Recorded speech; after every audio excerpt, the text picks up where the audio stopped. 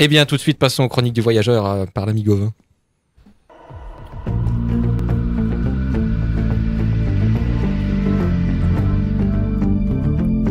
Bonjour et bienvenue dans les chroniques du voyageur.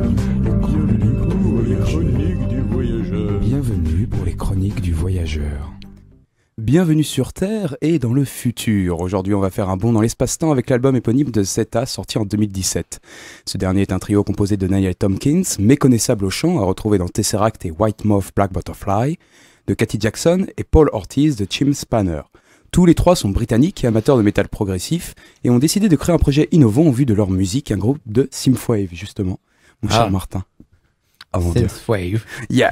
Pour ceux qui ne connaissent pas ce style, donc pour toi, Oui, je peux t'affirmer que la France y a une place de choix avec notamment Carpenter Brut, dont le dernier album est sorti le 22 février dernier, et Perturbator. Bref, mais qu'est-ce que la synthwave? Parce que j'ai pas répondu à la question au final. Oui, tu m'as dit de nom de groupe que je ne connais pas non plus, donc... Ah bah, t'inquiète, mais je sais que certains ont reconnu. Du coup, comme son nom l'indique, cette musique va du coup beaucoup utiliser de synthé. Et qui dit synthé dit années 80. Du coup, voilà, maintenant tu as cerné le style à peu près. Du coup, pour être un peu plus explicite, c'est un sous-genre de l'électro s'inspirant fortement des ambiances de films et des jeux vidéo des années 80, voire des groupes du style de Daniel Hasselhoff. Je sais pas si tu vois cet homme.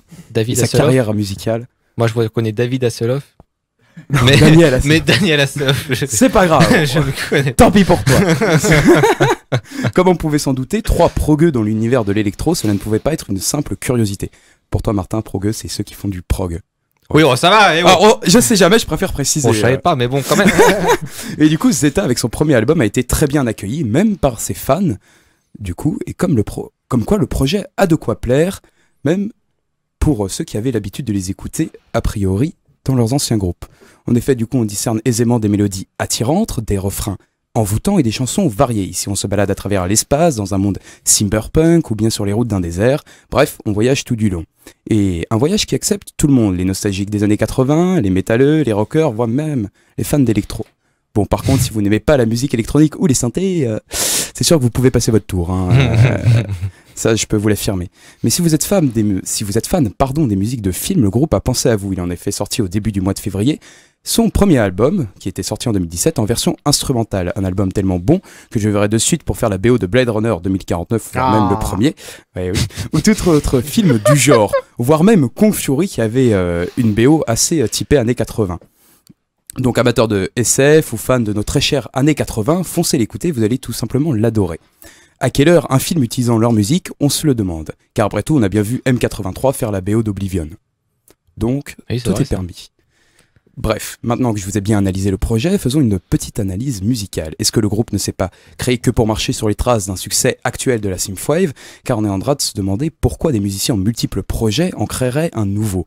Pure curiosité ou ruse marketing, on ne peut malheureusement pas le conclure. Mais en tout cas, le trio l'a fait d'une manière impeccable. L'album est très bien autoproduit, il fut même mixé par les trois camarades qui démontrent ainsi leur talent multitâche entre la qualité de composition et la qualité finale du produit. Si vous aviez un peu marre du côté très linéaire des autres groupes du style, Zeta est fait pour vous. Grâce à des influences prog, le groupe n'hésite pas à nous caler des morceaux aux ambiances variées, aux atmosphères changeantes, entre des tubes pop tels Beat the System, qui vous rappelleront justement Daniel Hasselhoff, ou des musiques de films angoissantes comme Lock and Key, qui fait très Blade Runner justement. Donc on en a vraiment pour tous les goûts, comme vous pouvez le voir. Laissez-vous donc porter par votre imagination et écoutez le sublime Causeway, le magnifique single qui m'a fait découvrir le groupe. Bon voyage.